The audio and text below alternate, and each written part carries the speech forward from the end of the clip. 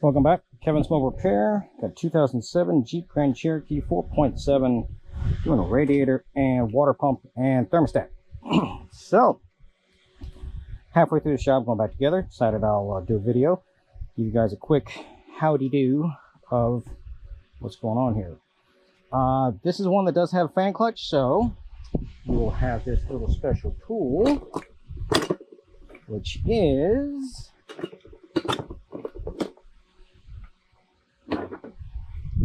it's called a spanner wrench. I don't use it like you're supposed to. I beat the piss out of it. So put a little bit of rust penetrant right here. Put this over here. This is what they call a right hand thread nut. So right hand to you, if you are facing the engine, it will go this way. This way loosens, this way tightens. Because as the engine spins, it actually tightens it up, so that way that the engine revving up doesn't actually throw the fan off. So that's that type of engineering. So it's called a right hand thread. Righty tighty, lefty loosey, facing the engine. If you were looking at it as a typical bolt, you turn around facing this way, it would be what they call right hand thread. It would be the exact opposite. But facing the motor, you can think of it as righty tighty, lefty loosey. So you'll put the spanner on here, use your hammer, whack it a couple times, and rotate it to the left in order to get it to bust loose. Usually with a tool like that, a couple of good whacks with a hammer and it loosens it up and you're able to spin it off. Sometimes it will be an absolute biatch to get those off. I know. That's the type of tool I've used for 20 plus something years doing this, and doing it that exact same way. Put a little bit of rust penetrant on there, let it sit for a couple minutes, smack it off a couple good times, and I hammer just straight down on it so that way it jostles the nut itself loose, and also giving it some pressure to the left at the same time. It usually comes free right with no problems. So loosen your fan up. You're going to take your condenser fan out. 4 10s, 2 at the top, 2 at the bottom. Connector down at the bottom. Big bad boy like yay. So you can easily get to the 2 10s down here from underneath the car. I just use a ratchet, you know, zip zip, same thing up here up top. Long extension, zip it off here, and take the fan assembly and the condenser out at the same time. Do not store that fan flat. This is called a viscous coupling. The fluid in there drains back into the bearing, the nut that you hit off. Right behind it, or right in front of it, is a bearing. If the fluid drains into there, that's bad. That would easily damage the bearing. It's just the same as a water pump. If coolant gets into the bearing in here, it does the same thing. It damages that pump. So keep them at a vertical face instead of a horizontal. Don't lay them flat. Lay them up like this. Once that assembly is out, this big crossbar, 2 10s on each side, 2 13s right here. Swing away your latch assembly. That whole crossmember piece will come out. Gives you all this access right here to everything. Plus, you don't have to worry about pulling it forward because it will never go past the neck right here in order to take it out. So it's no big deal as far as that. The fascia itself has multiple push pins up top. These little boogers right here. These little dumb push pins. A tool like this gets those things out with no problem. Take that, front assembly comes off. You're able to get to the 2 13s that are right here for the latch, and all that stuff comes out. I took the radiator out first just so that I didn't I had more room and such down here. Now for the clamp, it does face down because you can't have it facing in this direction, which would be really easy to get to. The clamp is facing down because the radiator fan shroud hits right here, and it would hit that going on the side. So I put this hose in with the radiator itself. So I have it out, I assemble it as is, I make sure that the angles and everything are matched up so it doesn't twist the hose or anything like that. And then install the hose while the radiator's out, and then that way this thing slips in, all the angles are right, and the hose clamps are there, because down on the bottom's a bit of a bitch. I don't like crawling underneath the car, especially if there's been fluid on the ground or it's still dripping from somewhere. Yeah, I just set it up like that. Thermostat, 2/8, same thing, a hose clamp right here. I think I gotta rotate that thing down some more, but it's not gonna, no, it's good like that. 2/8, be careful, those things like to break. Do not, you start to feel it wanting to snap, go back in, spray some brush penetrant in there, go back in, let it sit, try and back it out, back and forth so it comes loose. Those things snap off, then you got to drill out those bolts, then it's a big pain in the ass, but you don't want to do that. I use a little bit of Mopar transmission RTV. This stuff is anaerobic, which means it doesn't require air to cure, and it doesn't require any time to cure that you need to do anything with. Most of your Permatex or aftermarket stuff that you get usually requires a 24-hour permanent cure time.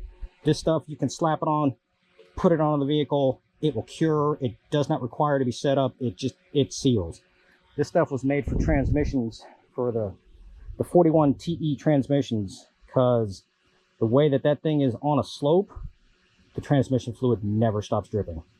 So they needed something to seal very quickly and be oil resistant, so that way it didn't create a line in the fluid or in the RTV and stuff as you put it back in.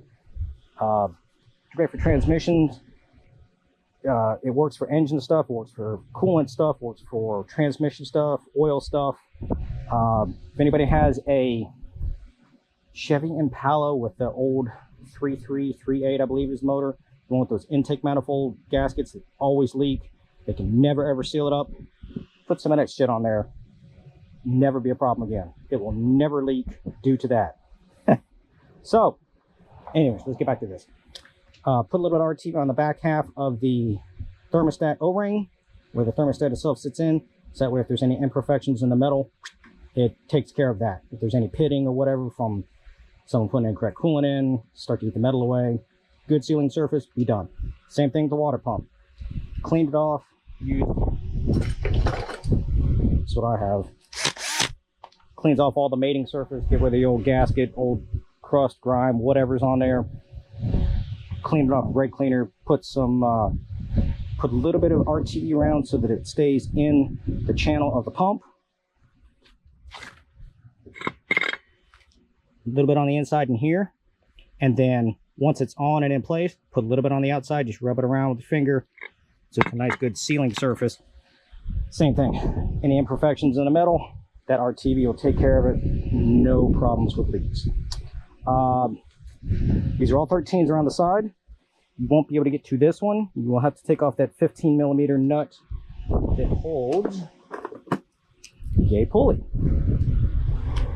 So instead of having to take the whole assembly off, you do just that 15mm nut, sorry, bolt, and you gain access to these two 13s right here. Water pump comes off, piece of pie.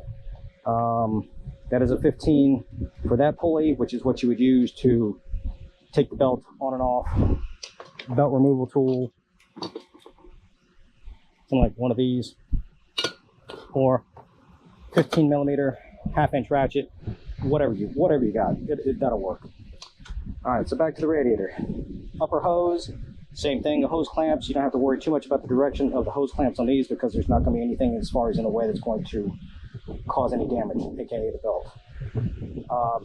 You clean off this surface right here because you don't want to have any grime or anything on here. It'll make it easier for the hose to go on. Put a little bit of PB Blaster on the inside, slip right in, away you go. 10 right here, really long dumb bolt. One there, one there. There are little grommets the thing goes through, so make sure when you put them back in, over here, so that damn fan doesn't I love that fan. So much air. Little buddy. But make sure the grommets line up and then push through, go in real easy. Here's your transmission cooler. If you get the cooler, this one was already out. Someone had already done an AC condenser, which is awesome because with this being up and out of the way, it gives you a lot of room to move those hoses to get this whole radiator assembly out. It makes it so much easier. I love it. So going back in, I'm going to have to be careful and snake it down. I'm going to put it down into to the airflow down there at the bottom. 2 10s up top, 2 10s at the bottom for the AC condenser itself. Okay. Little attachment right there, little one down there. You can get the bottom ones right through there. What else? This thing will just walk itself out with no problem. There is a baffle that goes right here. That sucker right there. So you do want to take that baffle out to get to that bolt, make it so much easier. Plus, getting the radiator itself out, this baffle that sits right here will be in the way. Let's see, what else we got? That is about it. Oh, this is your bleed port. I think that's 7 Allen. So once you start putting the coolant in, right here, I have a funnel. Once you start putting it in, crack that open. That will bleed the air that's inside the engine from the intake side over here. Air bubbles will come up and it fills everything up so that way there's no void of air inside the engine.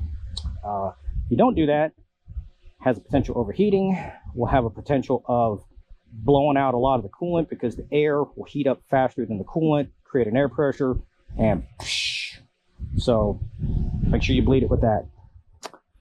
Same thing with the fan going back in. Just reassemble same way it came out. Righty tighty, lefty loosey. You'll put it on, spin it, spin, and then one good turn with the wrench. The engine will take care of the rest, keeping it tight. Other than that, that's about it. Any questions or comments, please feel free to let me know.